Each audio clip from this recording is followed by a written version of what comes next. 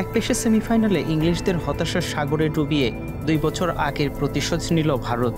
Jos বাটলারদের উড়িয়ে দিয়ে দ্বিতীয় দল হিসেবে 10 বছর পরে টি-20 বিশ্বকাপের ফাইনালে টিম ইন্ডিয়া দ্বিতীয় শিরোপা উঁচিয়ে ধরার আরও কাছে চলে গেল তারা।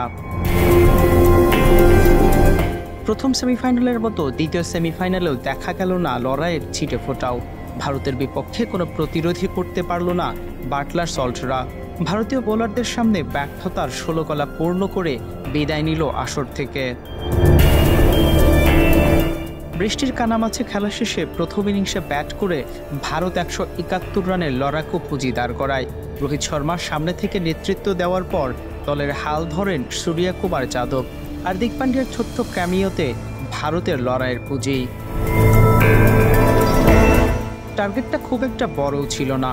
শুরুটা ভালোই করেন বাটলার, কিন্তু অক্ষর প্যাটেলের বলে দ্রুতই ফিরে যান।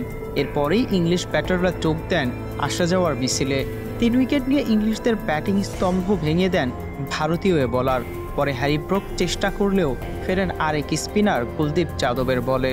ম্যাচের শেষ আশাটাও শেষ হয় সেখানেই। গত বিশ্বকাপে ভারতকে হারিয়েই ফাইনালে উঠেছিল ইংল্যান্ড।